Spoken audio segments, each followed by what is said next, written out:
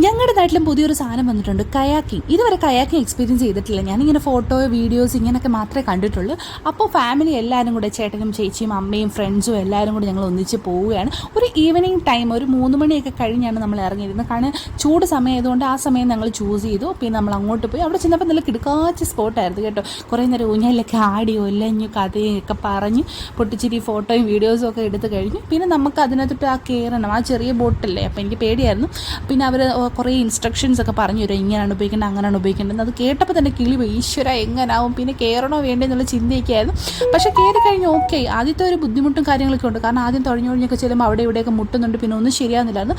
പക്ഷേ കുറച്ചൊക്കെ ആയി കഴിഞ്ഞപ്പോൾ ഓക്കെ ആയി. കാരണം ഒന്നാമത്തെ കായലിലാണ് നമ്മൾ തുഴയുന്നത്. അപ്പോൾ ആ ഒരു ടെൻഷനൊക്കെ ഉണ്ടായിരുന്നു.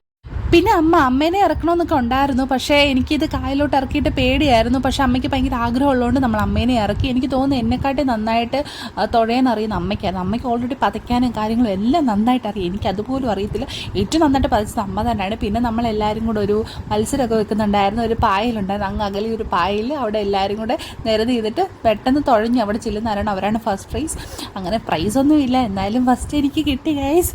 പിന്നെ നമ്മൾ നേരെ ഇരുട്ടി കഴിഞ്ഞ് പയ്യെ ഇറങ്ങി അവിടെ ചെന്നു. അവിടെ ചെന്ന് കഴിയുമ്പോൾ നമുക്ക് ചായയും വെള്ളവും ഒക്കെ ആയിരുന്നു. പിന്നെ കുറേ നേരം അവിടെ ഇരുന്ന് സംസാരമൊക്കെ ആയിരുന്നു, ഫോട്ടോ എടുപ്പും വീഡിയോയും. അങ്ങനെ നല്ല കാറ്റൊക്കെ ഉണ്ടായിരുന്നു. പിന്നെ മഴയൊക്കെ വരുന്നുണ്ടായിരുന്നു.